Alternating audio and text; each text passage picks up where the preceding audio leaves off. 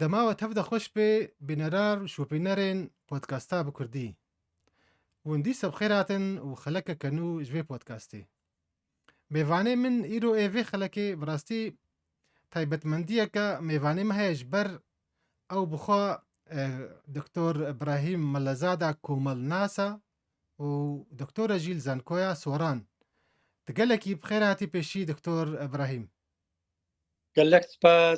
سپاس و سلااو و حرمتێ من بۆ وەژی بۆ هەمی ئەوێنکو وێ پۆدکاستێک بیستن.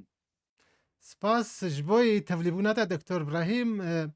Bi rastî yanî em kêfxweşin îro mêvanê podkasta bi Kurdî ji ber bi rastî mijar jî gelekî giring e û ew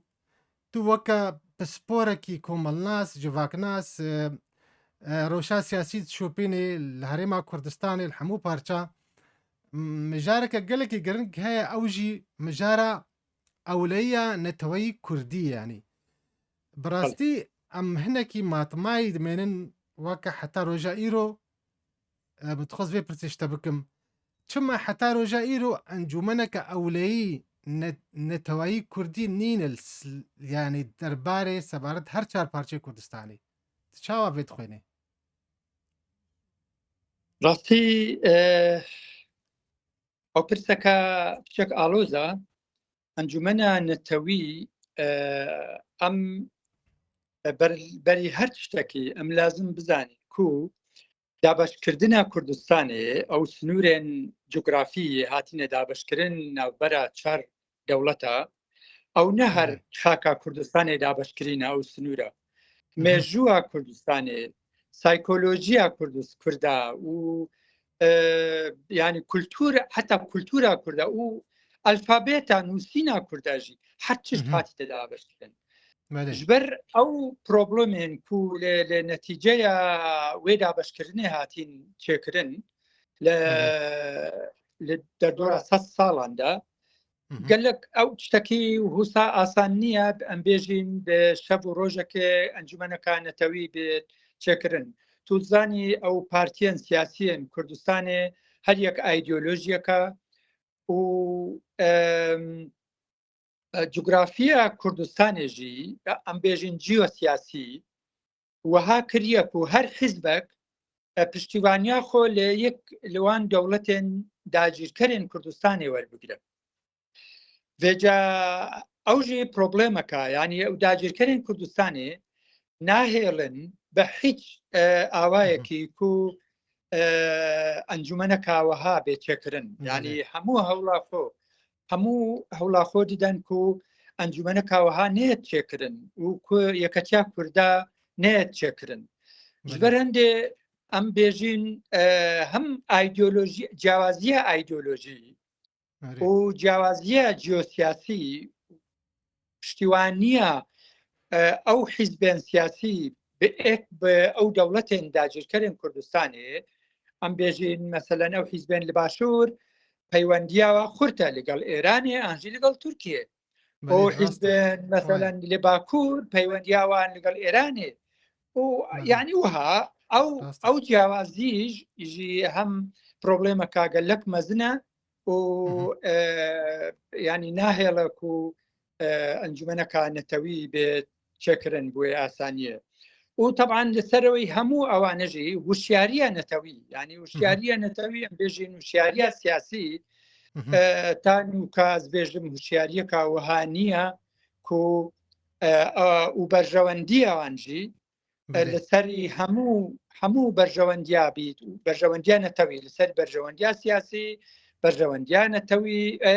بگورە بەرژەوەندیا ئابووری و لەسەر هەموو ئەو جیاوازیên و من باسکردن هەنە ئەو وشیاری تانها مخابن تونێ بله يعني ما بستعطى انه وي امكاني وقتين هذا النبي وكرد كاربن انجوانك ولو وها افابكن او كتشوف قال لك يعني نزيكتر المحاله مستحيله تال مثلا وقال لك حول جهات دانين لمخابن بشكتي تمام بله دەربارەی vê pirsgirêka giring yani ya ewleya netewî Kurdî nihat dixwat şopîne yani îro guhartina mezin li herêma Rojhilata Navîn çê dibin piştî şerê Oktober 2023 û peyre niha ev berdewamiya şer tev li girbestek heye navbera Amerîka û Îranê de lê berê deverê li guhartineka mezin a ew jî girêdayî bi sînorê Kurdistanê ve bi nerîna te ev tiştên gonha çê dibin ji alîkî ve û ji alî dî ve jî rewşa Kurdî ya lewaz ya ne li hevkirina Kurda taybet li herêma Kurdistanê karin bêjin wa parçê dî jî ne heta wê radê lê li herêma Kurdistanê ez behs dikim ji ber ku qunaxeke destkeftiyeka Kurdî ye ya her çar parçeyê Kurdistanê ye bi nerîna te çim metirsiya van guhartinan heye li ser pirsgirêka Kurdî û ewleya neteweyî Kurdî بله ابخو اما دو تیوری هنه تیوریا ریالیزم و تیوریا لیبرالیزم تیوریا ریالیزم لسر بنمایا هز دهاتی دامزراندن یعنی اگه تو هز هبه تو دشی تو دکاری برگریل خوب کل و تیوریا لیبرالیزم لسر بنمایا بهاو نورمن مدرن هاتید بیناکرین و اگر تو بهاو نورمن دموکراسی بۆ نمونە مافێن مرۆڤان و بەهاو نورمن نێودەوڵەتی هەبن یعنی هێزن نێودەوڵەتی و نەتەوەیان یەکبووی و هەتا دوایی ئەوێ دێن بەرگریە لە تۆ بکەن گەلک پرۆبلێم هەنە لە ڕۆژهەڵاتە ناوین یەکەم ژی طبعا ئەمزانی نوکە شەڕێکی نوکە شەڕ نمایە لێ شەڕ هەبوو و ململانەیەکی خورد هەیە ناوبەرە ئەمریکا و ئیسرائیل لەلایەک و ئێرانجی لەلایەکی دی و ئێران نەها دژمنێ وان یان ئەوان نەهەر ئەمریکا و ئیسرائیل دژمنێ خۆت زانن لێ هەموو ئەولایەنێن کو لە هەرێمێ هەنا و پەیوەندیاوان وێن گرێداییاوان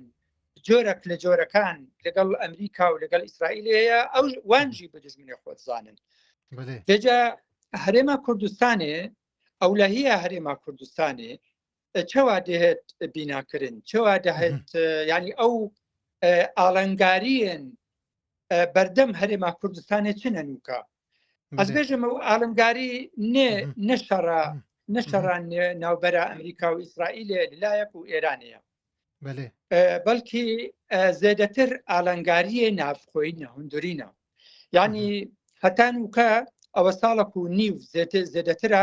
حکوومەتە هەرێما کوردستانی نەهاتیە چێکردن یعنی ما بەری باسی ئەنجومەنەکە نەتەوی کرد ئەنجومەنە نەتەوی ئەگەر ئەم نکاربین حکوومەتە هەرێمێ یا نافخۆیی ناوبەرە دوو حیزبێن سەرەکی یا هەرێما کوردستانی پارتیا دیموکراتە کوردستانی و یەکەتیانەتەوەیە یەکەتیا نیشتمانیا کوردستانی ئەم دوو حیزبە نافخۆدا نەکارن بسەر ئەو ئاڵنگاری و ئەو ناکۆکیە نافخۆییدا زاڵ بن کەوا ئەم دکارین ئەنجومەنەکە نەتەوی چێ بکەن طبعا یەک وان ئاڵنگاری هەرەمەزن ما هێزەکە عسکەری هێزەکە ئەولەهی یان نەتەوەیی تنەیە هێزێن لە باشووری کوردستانی هەنا هێزە گرێدرایی پارتیا دیموکراتە کوردستانەیە و هێزەک ژی گرێدرایی یەکەتیان نەتەوەی یەکەتیان نیشتمانیە کوردستانەیە یعنی دەربارەدا ببوورە دکتۆر ئەو نها بەری دەمەکی مەبیستن و نهات خوازن گۆردا خوازە ئەمریکان و هێزن یعنی وەزارەتە پێشمەرگە بێ یەکیانی ئەوە زیاتر لێ 10 ساڵایە 10 ساڵە 15 ساڵە ئەمریکا دخوازە و هێزەکان نیشتمانی هەبە ئەو هێزێن پێشمەرگە بهێن تێکەڵکردن و بهێن یەکگرتن هەتا نوکە لە گۆر زانیاریên من ئەو تشت بە تەواوی نەهاتیە چێکردن ینی ئەو هێز نهاتیە تا نوکە هەندێک هێز هاتینە تێکەڵکردن لێ هەتا نوکە هەتانەها ئەو پارتی و ئێکەتی هێزن خۆ هەنا و ئەوامرێن وان یعنی ئەمرێن وان فەرمانێن وان لەسەر هێزن خۆ دێهێن ئەو دکارن هێزن خۆ بهێن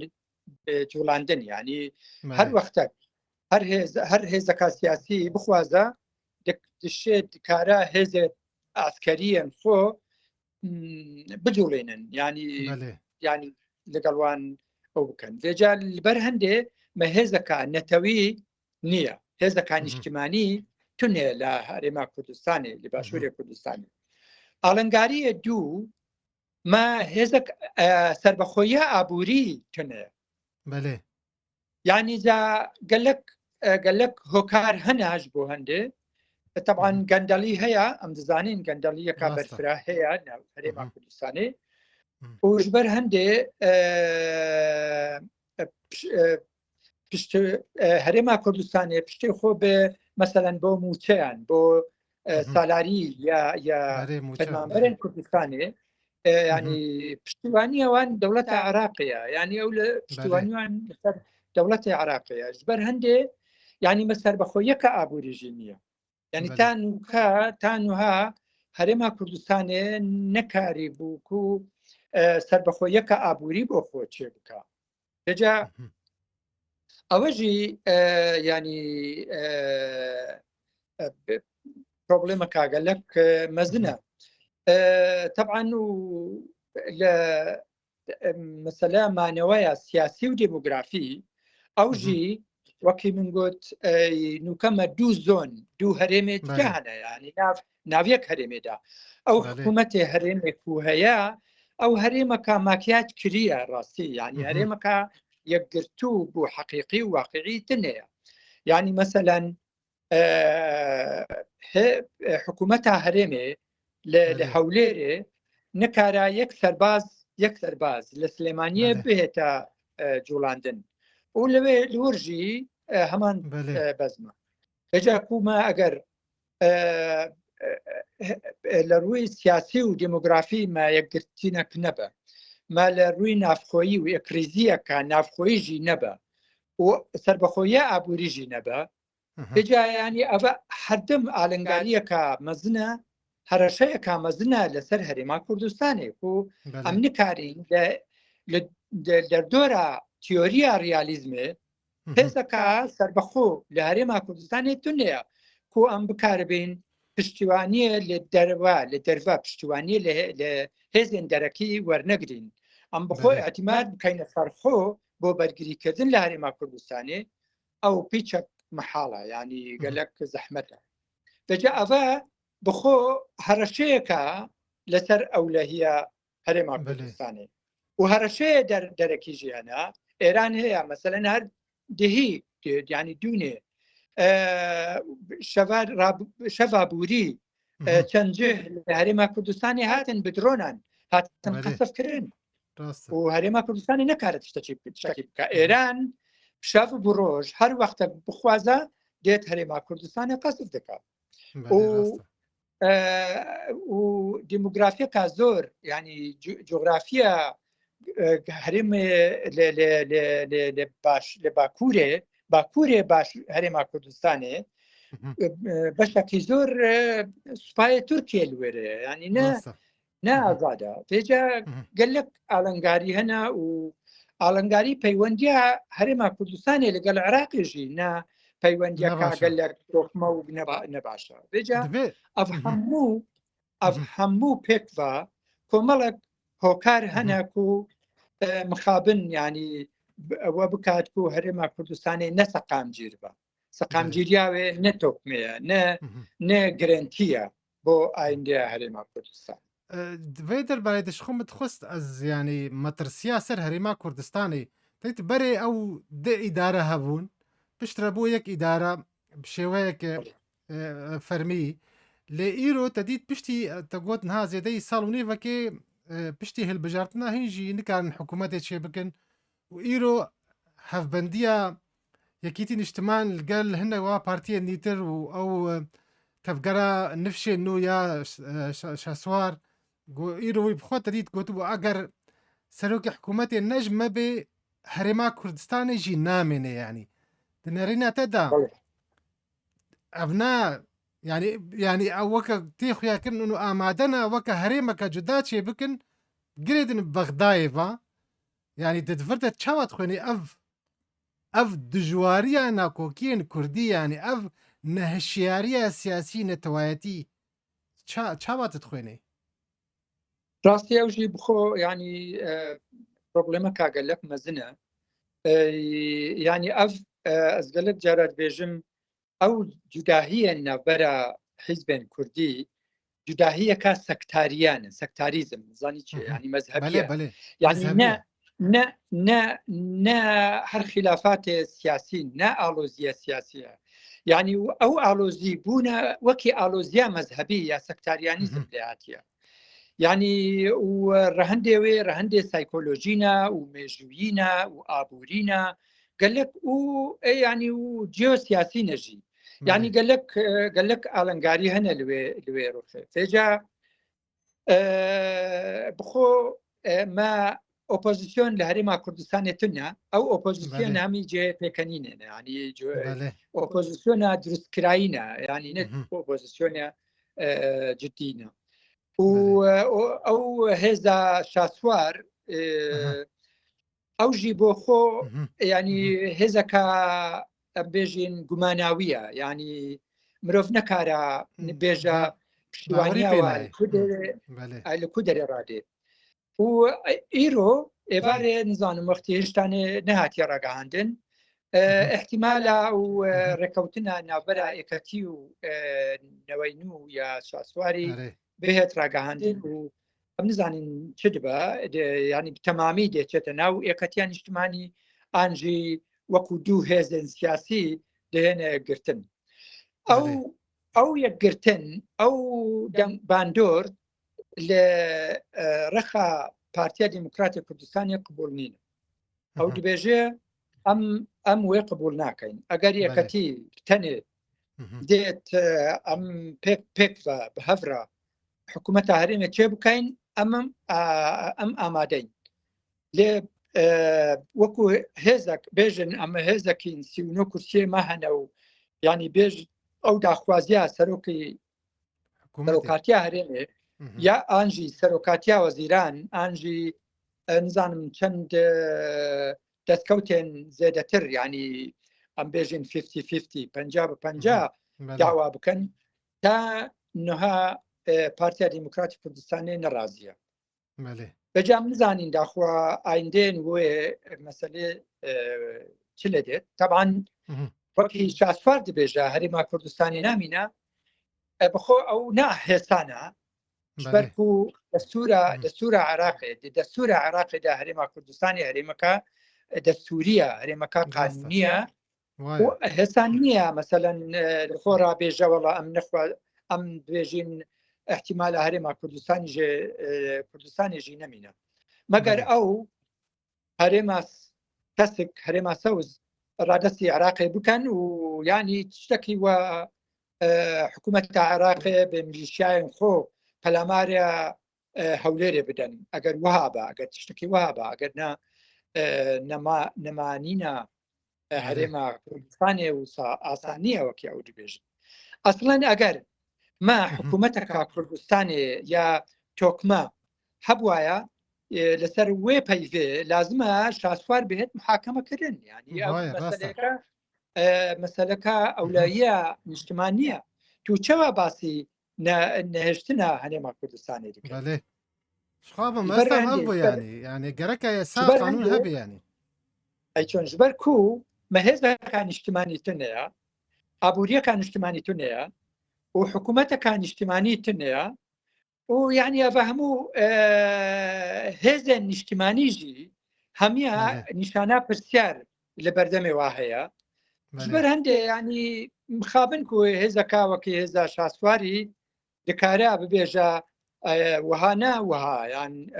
هرما يعني امجي دين ده الصلاه انجي هرما كردستاني نامنه يعني وكي نافاكيكا لبرامبر هرما كردستاني لتي دنيا تشتي وها تنن مخابن بله والله مخابن مرو يعني هنا كي ماتمايد من السر ام رايدارن كرد ولو بيرن جيت اخفن براستي مجار قال كي فرها اوا يا باشير كردستان تايبت ابنو كوكي داويا واجي دينا بتخص برسكي جريداي فيجي اوجي يعني هر بارتي كردستان يعني هر ور جريداي بهفرنج برغو داغير كريمه او بري الهفت كن يعني مشكله وانينا نها بيفاجويك التركي جي بيفت شي اوجي جريداي باشور روجافا حتى روجهلاجي يعني او بيفاجويا تركي بيجي تركيا بيترور وباكاكا وريز اوجلاند بيجن بيفاجويا اشتيه الدوي بيفاجويا دا تما في كردي تيدا نايخ يا ديار كرن حتى اوجلان بخرجي اوجي خطاباوي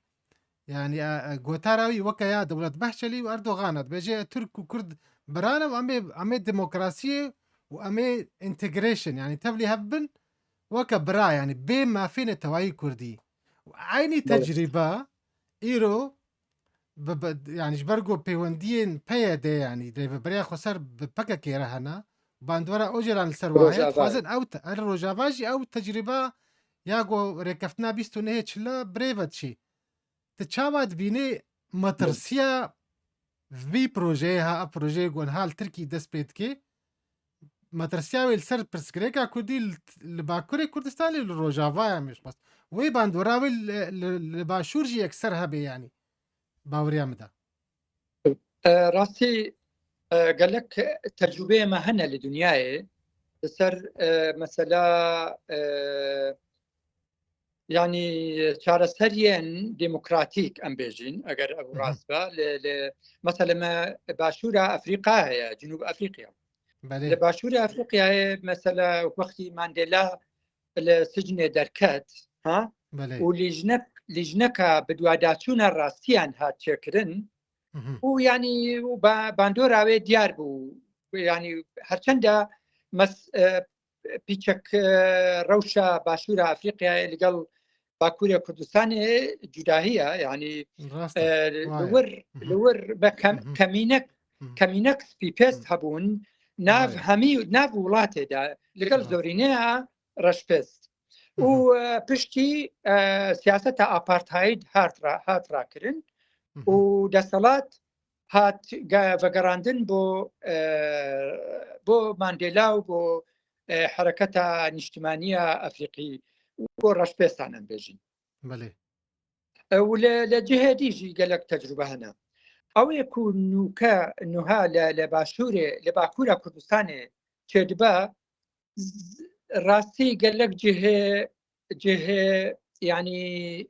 برسيا جهه كمانيه مثلا انتجريشن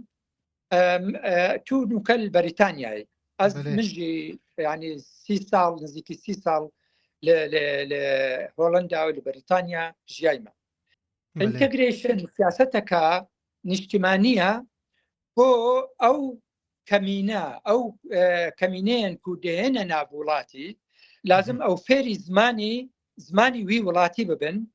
و سربناغيا وي فيربونا زماني حقيوان هي كو پشتی 5 ساڵە ناسیۆنالیتیە وی وڵاتی وەربگرن و ئیش و کارێوان بە دروستی بچیت بڕێبە ینی و ئینتەگرێت ببن ینی بگونجێنن خۆ بگونجێنن لەگەڵ زۆرینەیە نیشتمانیە ئەو زۆرینەیە و لە وڵاتیە لە نیشتمانیانە ئەگەر قەزدا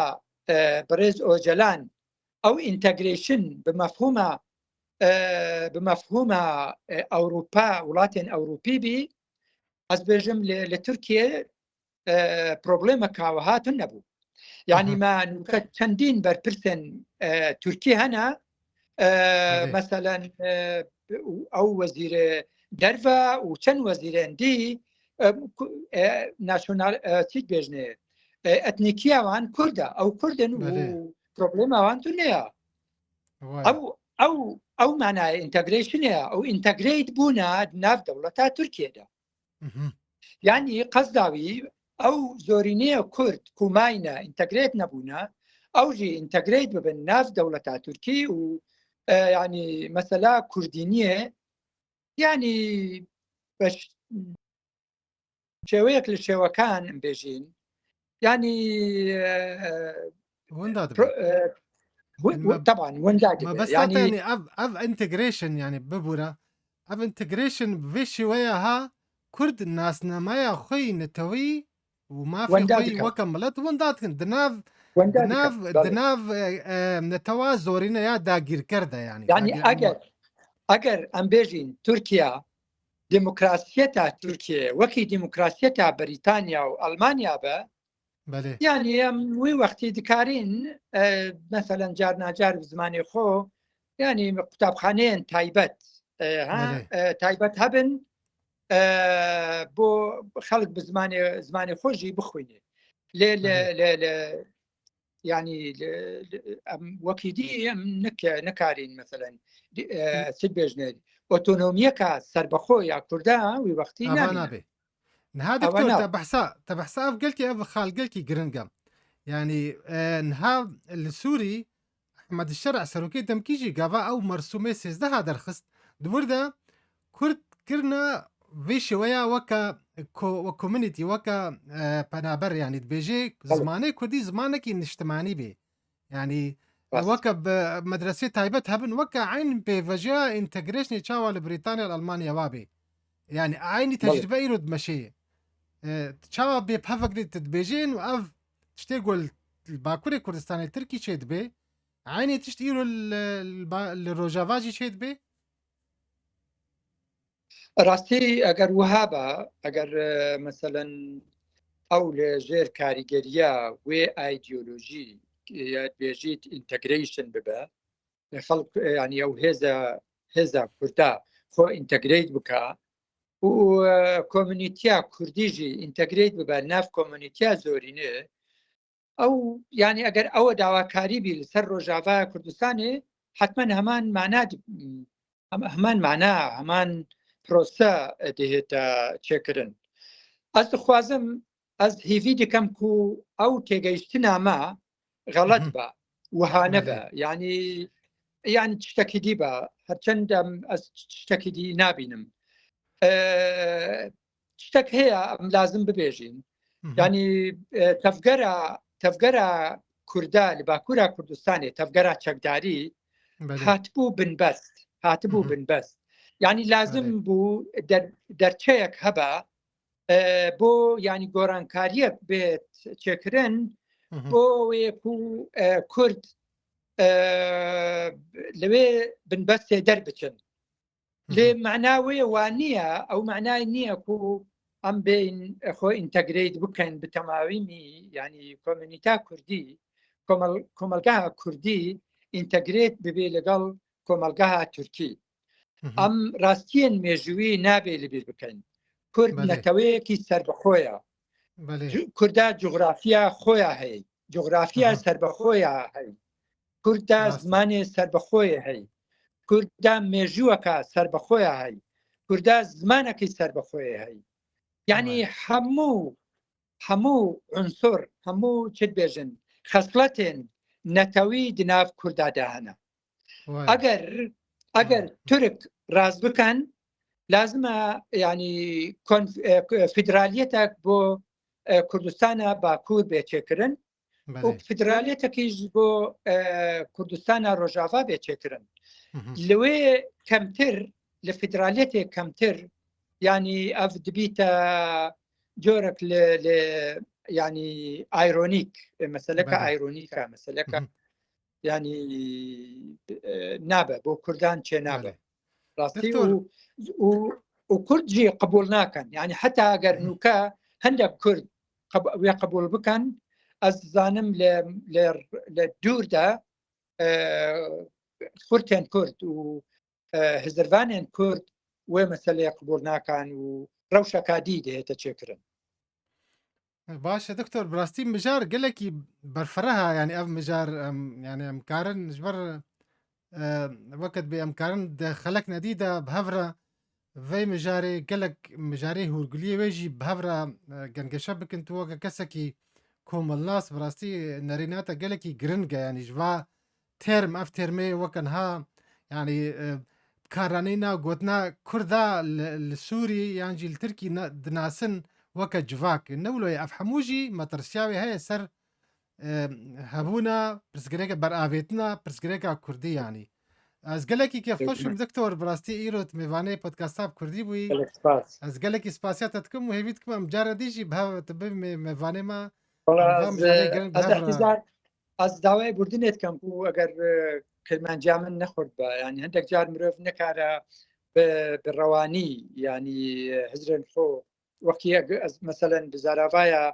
کرمانجیە ناڤین کارە بم هزرن خۆ نابخۆ باش ینی مبخۆ ژێ فام کرد ینی هەموو تشێ دەگوت مژێ فام کرد و هێویت کم ئێگۆل شۆپینژی وێ ژێ فەم کرد سپاس گەلێکی دکتۆر براهیم مەلەزادا دکتۆرێ زانکۆیا سەلا سۆران میوانێ مەبوو سپاس بەوەژی تەماشەوان و شۆپینەرێن پۆدکاستا کوردی حتا خەلەکەکەن و بمێن خێر و خوشیێدا